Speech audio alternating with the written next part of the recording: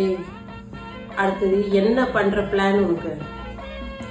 அடுத்து என்ன பிளான்னா, நீ தோசை ஊத்தி கொடுத்தீங்கன்னா சாப்பிட்டு போய் படுத்துருவேன். ஏய், நான் அத கேக்கல. காலேஜ் முடிச்சிட்டு என்ன பிளான்னு கேட்டேன். காலேஜ் முடிச்சிட்டா ஃப்ரெண்ட்ஸா நாங்க சேர்ந்து கேரளா போலான்னு பிளான் போட்டுருக்கோம். ஏய், அறிவு கேட்டல. நான் அத கேக்கல. காலேஜ்ல படிப்பு முடிச்சிட்டு என்ன வேலைக்கு போறேன்னு தான் கேட்டேன். வேலைக்கா? நான் காலேஜ்ல படிச்சே முடிக்கல. நான் வேலையை பத்தி ஒன்னும் யோசிக்கவே இல்லம்மா.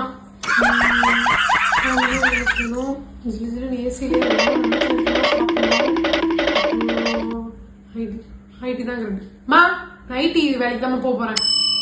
ஓ, ஐடி வேலைனா அவ்வளோ ஈஸி நினைச்சுக்கிறியா?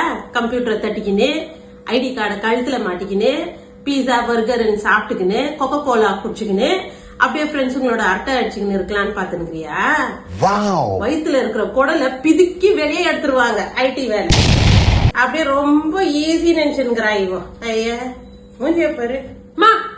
அதெல்லாம் ஒண்ணு இல்ல, போமா. ஐடி வேலைனா படத்துல எல்லாம் கெட்டா தான் காட்டுறாங்க, அப்ப நல்லாதான் இருக்கும். நான் முடிவு பண்ணிட்டேன், நான் ஐடி எம்ப்ளாயி தான்.